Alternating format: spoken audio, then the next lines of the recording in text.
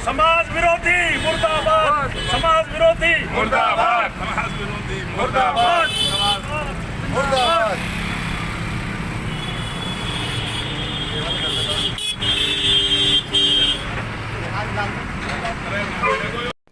नमस्कार, दैनिक साथी के डिजिटल प्लेटफॉर्म में आपका स्वागत है।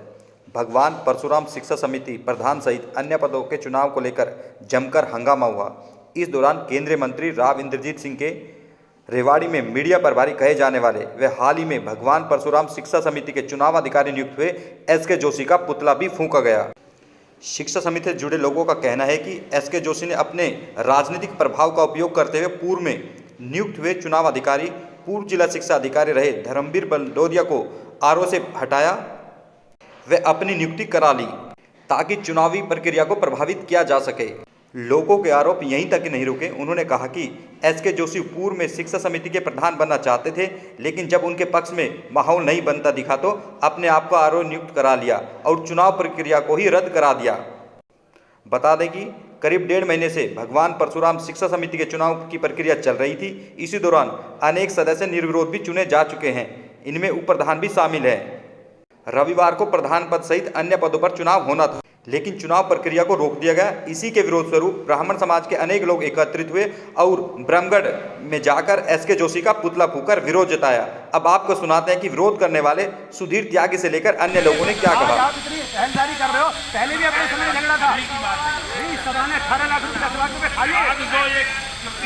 डिक्लेयर होने के एक दिन पहले खत्म कर दे, कितनी बुरी बात समाज के लिए। जब खुद करते हो जब तो गलत बात। ना इसमें मतलब क्या लिया, मतलब आप रिपोर्ट करी। ठीक है, आप लोगों को सब ठीक है। इलेक्शन हमारी कोई बात नहीं है, आप इलेक्शन करो, आपके साथ है। कम पार्टी बना रहे हो, खत्म कम करोगा। सीएलयू होने के बाद जितनी प्रक्रिया होती है वो पूरी हुई। 12A तक हम पहुंचे। उसके बाद चुनाव प्रक्रिया शुरू हुई। चुनाव प्रक्रिया में रजिस्ट्रार जी ने धर्मवीर जी जो पूर्व डीओ थे, रिटायर्ड डीओ थे, उनको हमारा आरओ लगाया। आरओ की प्रक्रिया हुई, नामांकन हुई, दोनों पक्ष से नामांकन भरे गए। 5 कार्यकारिणी सदस्य और प्रधान हमारे निर्वाचित हुए।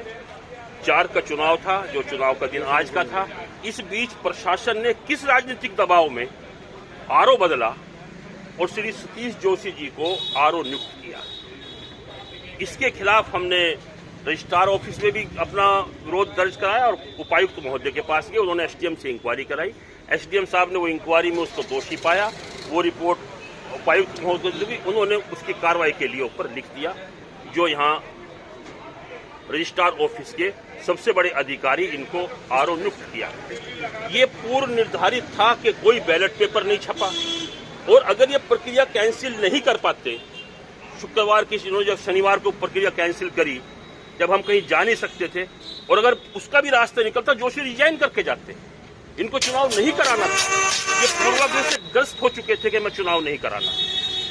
समाज के अंदर, समाज के बाहर के व्यक्तियों ने किस किस ने इंटरफेयर किया, ये विचार नहीं है, समाज को करना है। आपको क्या साजिश लगती है, आखिर क्यों करना पड़ा है, क्यों, किसके इशारे पे हुआ है? पूर्वाग्रह से ग्रस्त है। इनका चुनाव में बहुमत नहीं था, ये चुनाव लड़ना भी नहीं चाहते थे।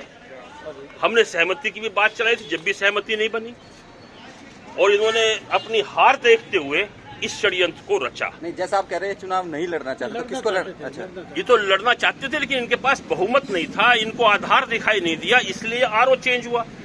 राजनीतिक कौन व्यक्ति इसमें शामिल है, ये समाज अपने आप पता करेगा।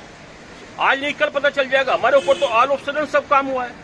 आप बोल रहे हैं कि पहले ब्रह्मगढ़ ने भी इनका विरोध किया था, इनको हटाया था लेकिन अभी दोबारा से एकदम आगे ऐसी क्या? आरओ देखो, जोशी जी रिटायर्ड अफसर है।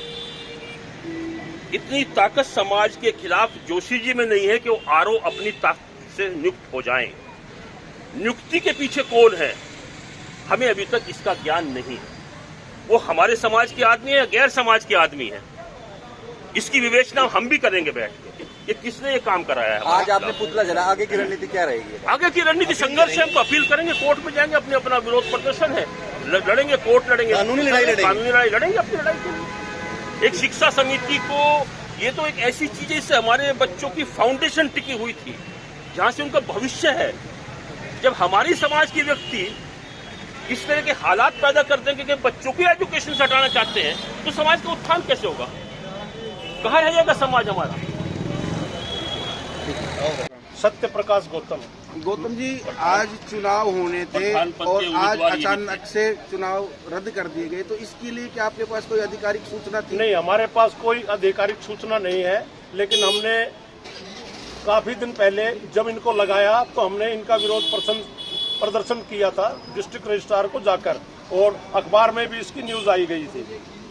नहीं, आज आपको पुतला क्यों जलाना पड़ा? आखिर आज क्या हमें लगता है पुतला आपको? इसलिए जलाना पड़ा कि अचानक इन लोगों ने, हमें कोई इन्फॉर्मेशन नहीं है, वोटर वोट डालने के लिए आए हुए हैं और यहाँ आके देखा तो कुछ भी व्यवस्था नहीं है।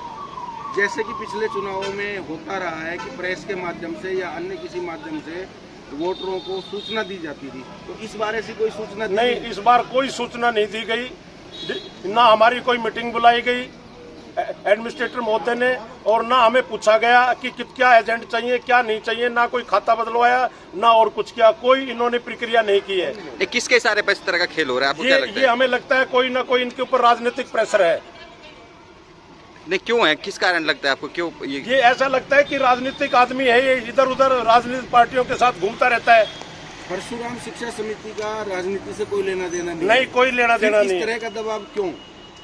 अब ये तो वही बताएंगे जी, जब सारा समाज इनका विरोध है। पहले ब्राह्मण सभा जिला रेवाड़ी ने भी इनका विरोध किया था और इनको डीआर लगाया था, तो इसको हटवा दिया था ब्राह्मण समाज ने। जी आपका? मेरा नाम अजय गौड़ है। मैं भगवान परशुराम शिक्षा समिति का महासचिव पद का प्रत्याशी हूँ। इस संदर्भ के अंदर मैं आपको कानूनी रूपी बात से बताऊंगा। पहले रूप तो कानूनी रूप से ये है कि एस.के. जोशी मिड इलेक्शन के बीच में आरओ ही अपॉइंट नहीं हो सकते थे।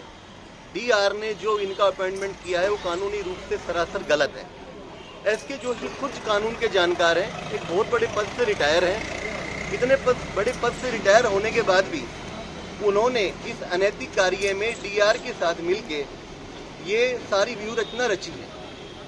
इस रचना के पीछे कारण क्या है? सतीश जोशी जी जो है उनको पहले भी ब्रह्मगढ़ समाज के ऊपर आरओ अपॉइंट किया गया था, लेकिन उनको इस पद से इसलिए हटा दिया गया कि इसी समाज के व्यक्ति रहते हुए वो कहीं ना कहीं पार्शल होंगे। और हमारी वही यही अनुरोध था रजिस्ट्रार महोदय से कि ये हमारे समाज के व्यक्ति हैं, आप इनको मत लगाइए। इनको पहले भी लगाया गया था और हटा दिया गया, लेकिन उन्होंने हमारी बात को सुना नहीं। हमने इस बात की अपील डीसी साहब के यहाँ की। डीसी साहब ने इंक्वायरी कंडक्ट कराई और इंक्वायरी के अंदर रजिस्ट्रार महोदय की अनियमितता पाई गई।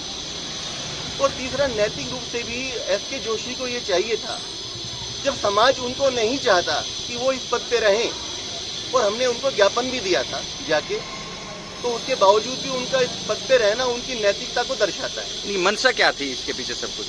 सर, मंशा ये है कि उनका वो अप्रत्यक्ष रूप से आरओ अपॉइंटमेंट होने से पहले इस चुनाव में भागीदारी कर रहे थे, वो चुनाव प्रचार कर रहे थे, वो दूसरे गुट का जो हमारे खिलाफ है उसका समर्थन कर रहे थे, और उन्होंने इस बाबत मध्यस्थता भी की थी। चुनाव जैसे करवाने को लेकर आज रद्द चुनाव है, तो क्यों ऐसी व्यवस्था पैदा हुई? क्यों व्यवधान पैदा हुआ? व्यवधान इसलिए पैदा हुआ कि हम सभी लोग बाहर से जितने भी वोटर हैं, हमारे कोसली से, गुड़गांव से या कई अदर स्टेट से भी हमारे वोटर्स हैं, वो आज यहाँ आए हैं।